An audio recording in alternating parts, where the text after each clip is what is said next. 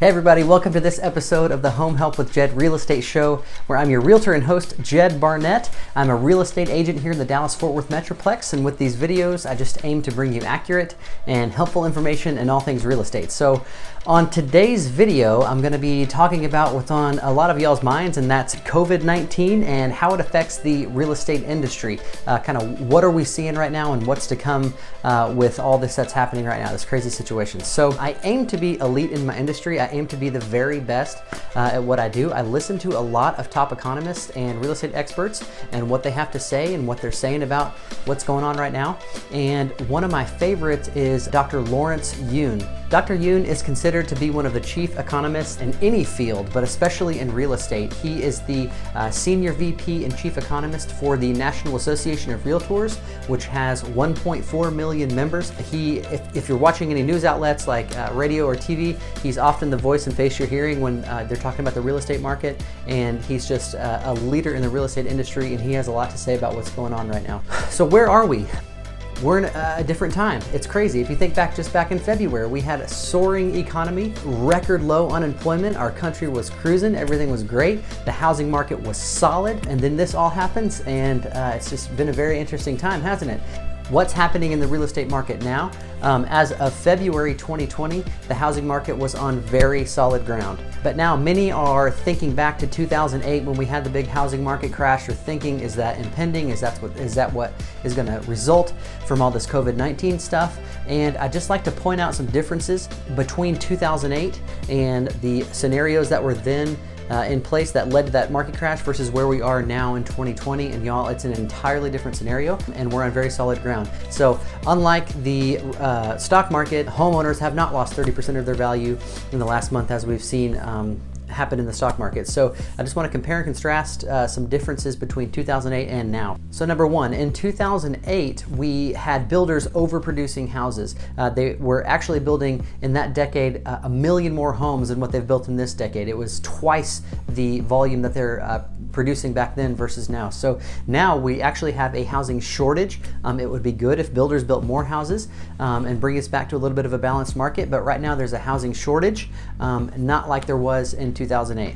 Number two, we no longer have these insane subprime mortgages, these loosey-goosey mortgages that were just being given out to everybody. Lending is much tighter restrictions in 2020 than we had in 2008. So number three, also what we saw in the 2008 crash was a record number of people borrowing money against their houses. So they were pulling cash out of their houses, refinancing, but in 2020, what we have now is actually a record number of people who own their homes free and clear, and we have record lows of borrowing against your house. So it's just very different ground. Those are some of the scenarios that created that crash in 2008.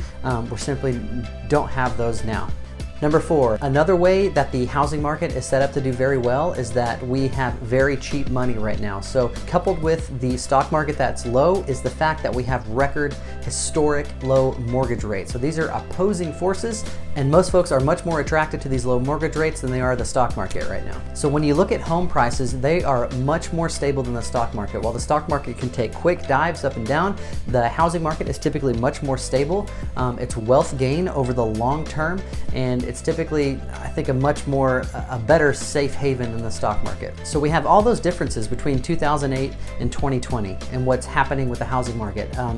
As you can see, it's an entirely different situation. So with this COVID-19 and how it's going to affect the markets in the future, I think what we're dealing with is a short-term situation. There's many indicators that lead us to believe that this is just a temporary thing we're going through. It's short-term. We're already seeing mitigation of the COVID-19 virus in many countries, and their economies are starting to bounce back already. There's a lot of great things that are happening in combating this disease, and while the economy has been shut down somewhat, it is only temporary, and with this bipartisan stimulus package that's coming out, it's really going to help it's going to help people in the sectors of the economy that have been hit the hardest, and I think we'll see a lot of good things come out of that. So if this is just a short-term situation, I think what we're going to see when we come out of it is a strong rebound in the real estate market and the stock market. Remember, we had a housing shortage going into this whole situation, and if it's just a temporary thing, we're going to have a housing shortage right when we come out of it. So there's still going to be a lot of demand. So if you're in the market to buy now, you're probably asking yourself, should I buy a house right now?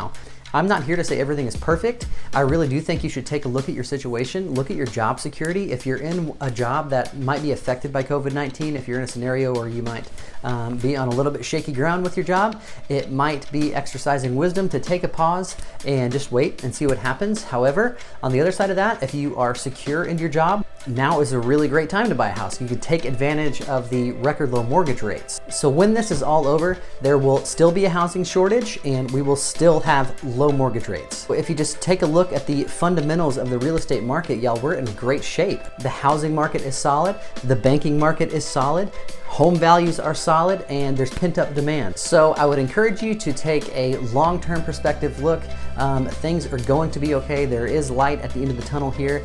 There's still huge growth happening in DFW. There's a lot of great things happening. And so just take this time to work on your house, really. I've been fixing mine up. I know we're doing a lot of lawn and garden projects. We've been doing a lot of cleaning. It's funny, if you think about it, this pandemic, if you want to call it that, has brought everybody back to their home, back to their safe haven, back to the lifeboats that are their house. And so many people are working from home and home offices now, and it might even change things forever. More people working from home, so that might be a cool thing. So if you find yourself in the position where you are working from home long term and you need a fourth bedroom or a fifth bedroom for that nice home office, give me a call. I'd love to help you find that and help you out there. If you are a homeowner, hopefully I've encouraged you. The world is not ending, the real estate market. There's no reason to believe that we're headed for some sort of 2008 style crash, none whatsoever. We're on solid ground, so go find somebody to help out today, be a neighbor, just love on your family,